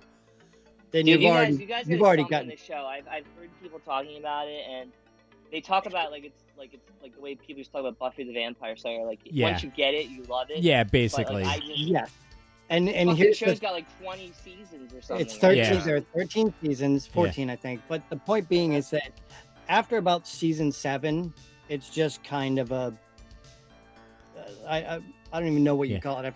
It's basically got to the point where the world has ended so many times. Yeah, right. Whatever. Yeah, but they have to keep the show going because they're making money. So they're like, okay, well, it's tough to do more than 5 to 7 seasons.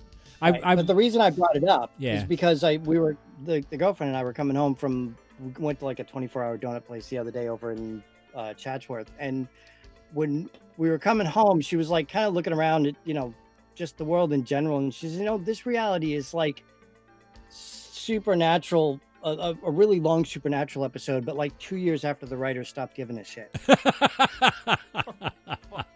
And I was like, that's fucking brilliant.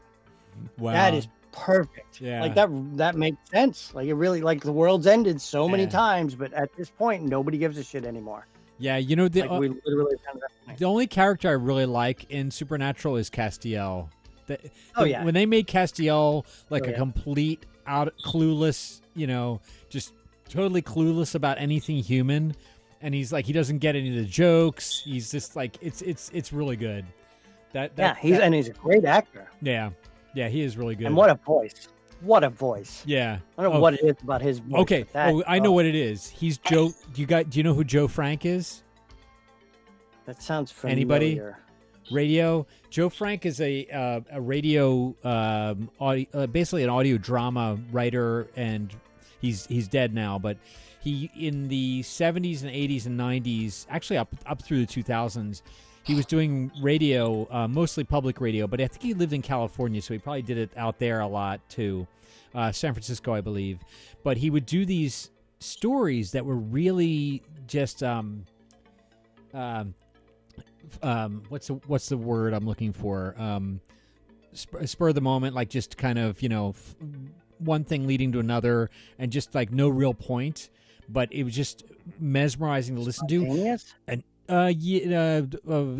there's a phrase for it. Anyway, off the cuff. Sort of, basically. But his voice is exactly Castiel. It's kind of like this. He talks like that. And Castiel looks like Columbo, but he's got that he's got that kind of voice like that, and it's very intimate. Stream of consciousness, stream of consciousness. I was trying to think of. Thank you. Yeah. So, but yeah, look up Joe Frank. He's amazing. Like, not every story is a hit, but like if you listen to enough of them, you'll get totally hooked, because it's just him talking with like not even great music, just jazz or like disco or something underneath him, like some kind of funk or something, but it's just kind of driving music. And he'll tell you what, the first time I listened, it was like a story about road rage, right? It was like him on a highway. I was driving and this guy passed me and blah blah blah, and he just like, he pulls you into the story so quickly, and you're just like, holy shit, I need to hear the end of this story. And they tend to be like, not that long. Anyway, but the guy who, Misha, what's his name? The actor who plays Castiel? Dimitri Misha Collins. No. Misha something. I don't know. Misha Collins. Collins? Yeah. That's born Dimitri Tippins Krushnik. I don't think Collins is the name he goes by on the series, though, is it? Yeah, dude. Look at it right here. Okay. He's right in front of him. Angel Castiel. Yeah, Castiel. Yeah. Okay. So Misha Collins. Okay. So yeah, that dude, he's got, as soon as I heard him, I said to Tamara, that's Joe Frank. The guy is doing Joe Frank. And I'm really curious as to whether he knows who Joe Frank is, and he's basically just playing Joe Frank in the series. Because you know what it sounds like a mix of? It sounds like a mix of who was the 80s comedian Stephen Wright. Yeah. Take Stephen Wright and mix him with good. The guy that played Pinhead in Hellraiser. Doug Bradley. Yeah, Doug Bradley. Put those two voices together. That's a great combination. Two because tastes it's that low gravelly. So Stephen Wright and Doug Bradley. Let me try it. So it's like, your suffering will be legendary, even in hell. Yeah. But I don't think Stephen Wright even put that much emotion into it, because he was like, I walked into a restaurant the other day and I asked for a Coke and a large container and told him to fill it up the rest of the way. Like, he just monotone, straight. Like, he never puts any. I went to Starbucks and I got a coffee. The lady said that she was out, and I said that I'll tear your soul apart. Yeah. Yep. Pretty much, yeah. I read the dictionary the other day. It's like a poem about everything. Yeah, that's him. Yeah, that's him. There's been some people that have done like the what was his name? Mitch Hedgefield. Is that his name? Mitch Hedberg. Yeah. Hedberg.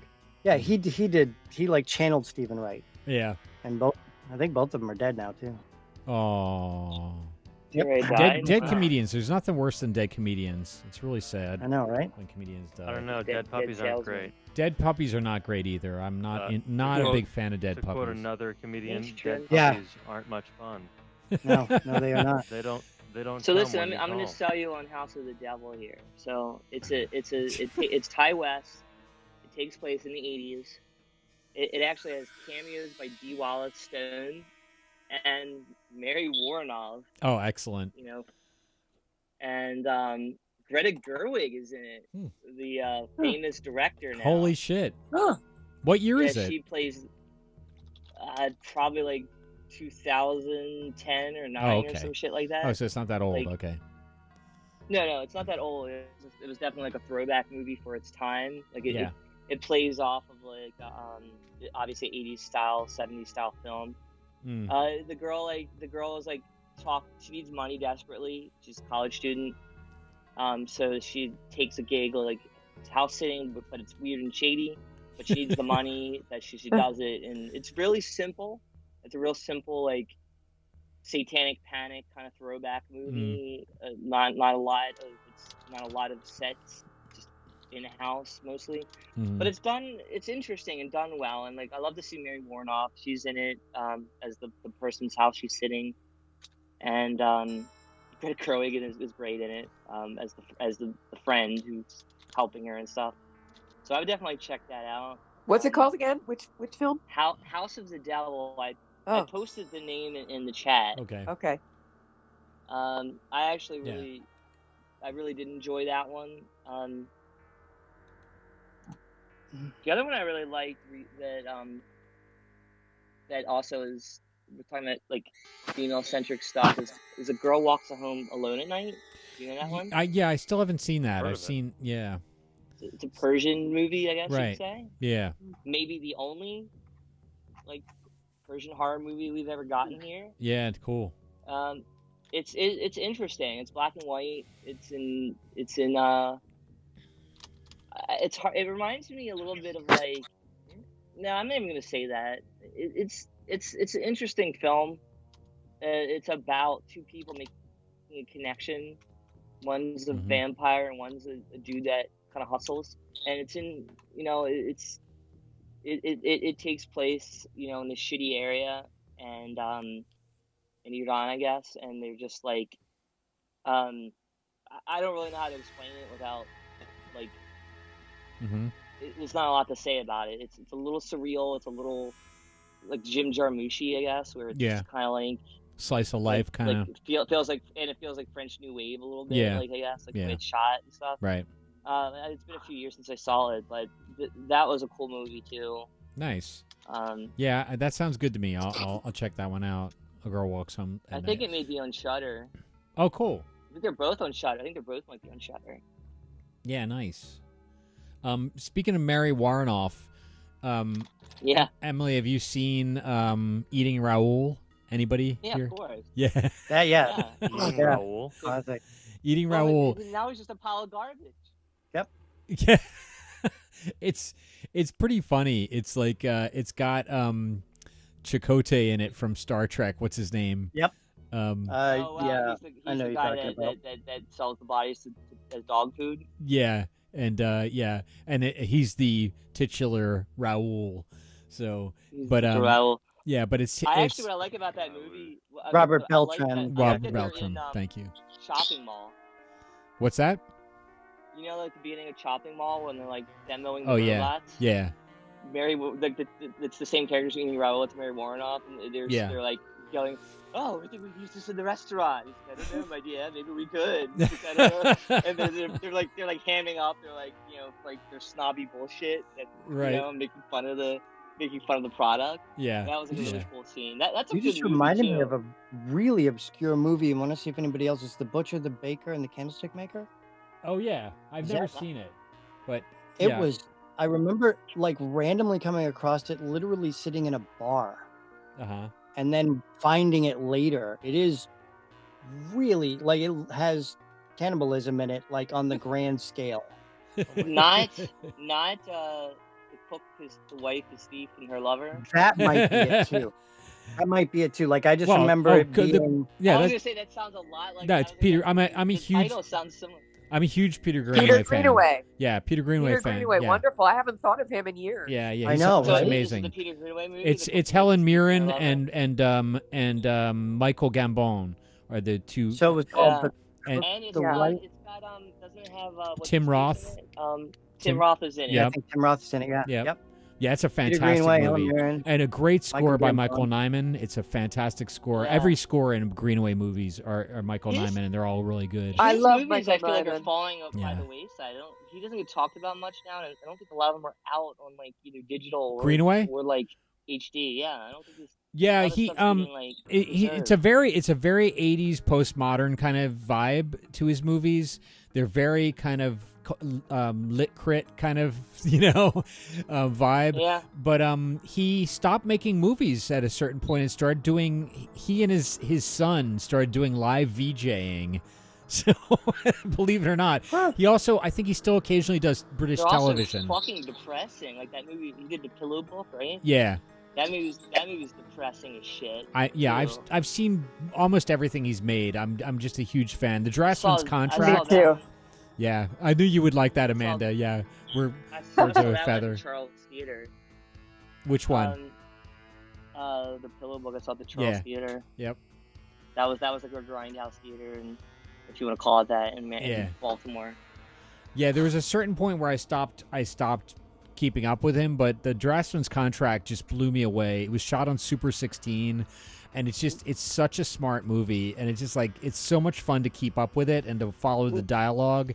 And every time I watch it, I hear something else in the dialogue, some really smart quip, that somebody makes. So you're still talking about Greenaway, right? Yeah, Greenaway. Yeah. He's got 5 movies in post-production. Or does he right now? Yeah. Damn. Constantine, Walking to Paris, Luca Mortis, The Food of Love, Einstein in Hollywood. Amazing. Wow. Yeah. So he got a lot of his money from Dutch financiers, and I think, it probably sells to a European audience and never makes it here, basically. Maybe that's it. Chris, did you ever see A Z and Two Knots? A Z and Two Knots is amazing. It might be my favorite. That was based on the Quay brothers, initially. Yeah, right. I read that. I was always wondered about that, how accurate that was. That's amazing. Yeah, so Amanda worked with the Quay brothers. Just as kind of a stepping off point. Yeah, right. Not really. But no, I didn't work with them. I knew them. They were like mentors to me for a while. Okay. But so I always say that, and you always correct me. Sorry. Oh, I'm sorry. No. You should correct me because I got it wrong, and I should be right. But yeah, doesn't get it. This guy's stuff needs to get like a good Criterion or something to do like a set. Well, Criterion has Criterion definitely has put out a number. Z and Two Knots is definitely on Criterion. Draftsman's Contract. Z and Two Knots is brilliant. If you guys have never seen it, yeah, basically like The Belly of an Architect. Drowning by Numbers is really good. God, there's so many really good ones from that period. I love The Belly of an Architect a lot. I just can't Brian remember Dennehy. these movies. Yeah. I can't remember them now. It's been a long time. What was that grindhouse theater that was in Manhattan? Was it the Waverly? Yeah, the Waverly was one. Waverly was one. I mean, it was more like a what they called a repertory theater at the time, where it would show not first run movies.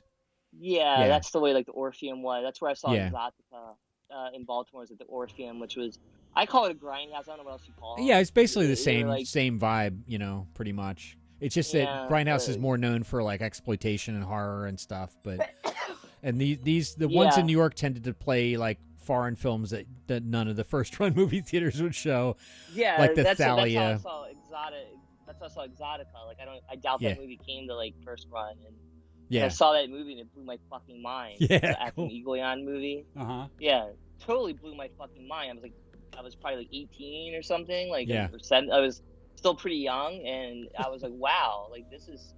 I think I saw it before Pulp Fiction. Even it was like, so the idea of like a movie having those kind of reveals, like the way that movie does it, was like really compelling to me. Yeah.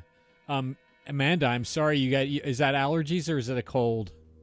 Allergies. Yeah. Oh man, they're so bad right now. I'm actually it's better for me today than it has been for a couple of days because it rained, and Honestly, I'm just allergic to my cat, and I didn't take my Claritin this morning. Oh no.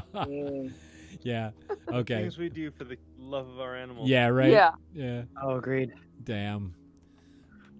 Wow. So I think I'm gonna call it, you guys. By all means, stick around and hang out. I'm just gonna end this Twitch stream. I usually end sometime before 11. Just to keep them wanting more, because all those people in the Twitch stream who didn't talk to us, are clearly chomping at the bit. Yeah. Chris, we should start a film a horror film discussion podcast or something. Yeah, well, that would be awesome. I have so many little pet projects, things that I would love to do. I mean, we could just make this. That can be a part of a segment every week, Emily. So if you want to show up, we can steer the discussion towards that. Well, what I like about talking with you is specifically, you're I'm older than at my age because of how early I started, but you're still older than me yet, so it's really nice to hear your takes on things.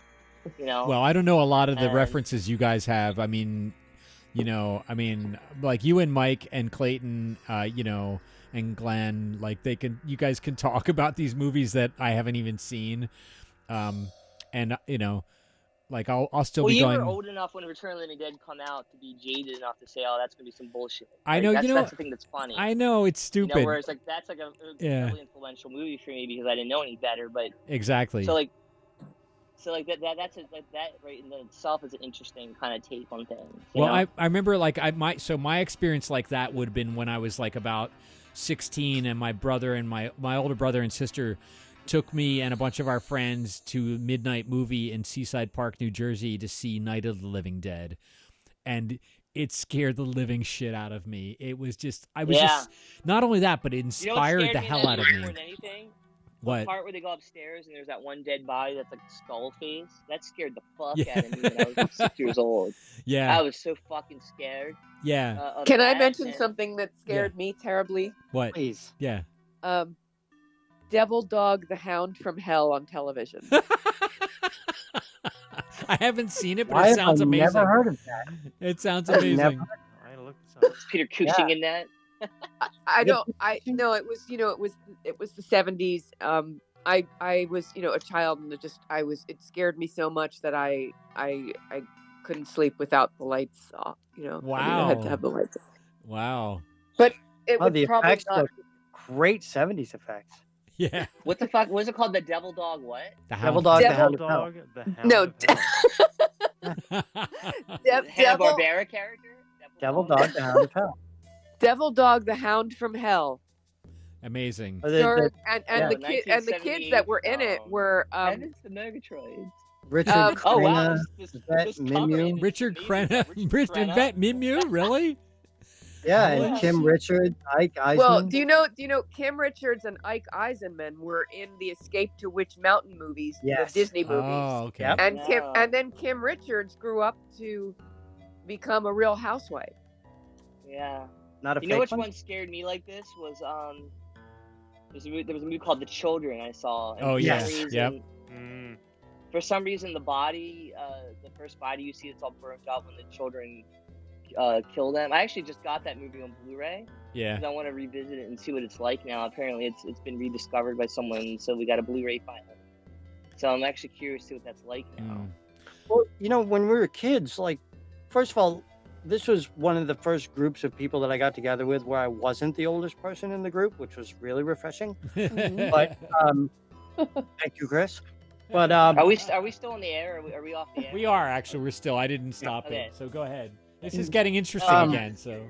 But I was going to say, as far as children are concerned, and I was a child in the 70s as well. The one that got me more than anything, which was, as I got older, really kind of surprised me when I look back, was the one about the bunnies, the rabbits.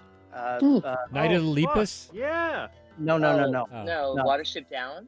Watership Down. Oh yeah. Oh, that That movie's movie- fucking horrifying. That movie Yeah. destroyed me as a kid. The Yeah. Plague Was Dogs that- is even worse. Was that animated? Yeah, Yes. Yeah, it's really Yeah. good. they've done it twice actually. The newest one is even more horrifying. Yeah, just the because new of one's realism. really good. I really liked Mhm. it. I highly recommend haven't it to seen that anybody who yet. hasn't seen it. It's really good. Yeah, it's Yeah. amazing. But Yeah. I'm, Are they gonna redo the Plague Dogs as well? I'd love to see Yeah, a remake of the that. thing Yeah. the thing that got me in the original one was that whole scene where they're killing the rabbits by shooting the poison down the holes, and the rabbits are trying to stuff themselves into a corner, and it zooms in, and their eyes are all red, and they're dying, and it was like, holy shit! That I I mean, mean, it's that movie's horrifying. fucking intense. was. That It movie's was There's really an fucking artist intense. I gotta get you to take a look at. She does a ton of Watership Down art that is Mhm. just mind-blowingly cool. She does a lot of macabre kind of vulture culture stuff.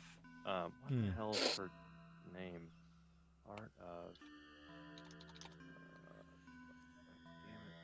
There we go. So, It's art of M.A. Well, I'll link it in here. MAQUAENDA. She is just awesome. Cool.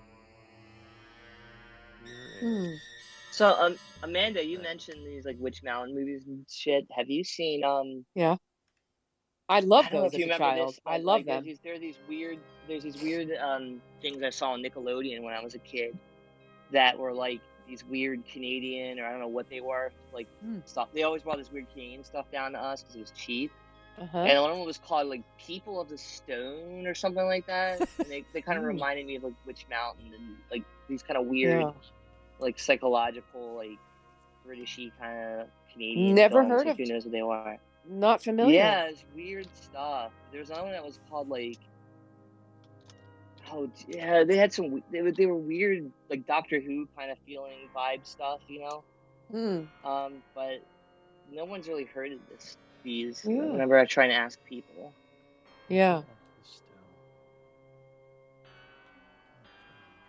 All right. Track it down. So I'm gonna kill the Yeah, you gotta stream. kill it. Thank you, Twitch Yep. audience, and Thanks, YouTube guys. audience. I'm gonna kill the stream, but we can stay on if you like. So good night, everyone else. We're gonna have a party without you. I'm sorry.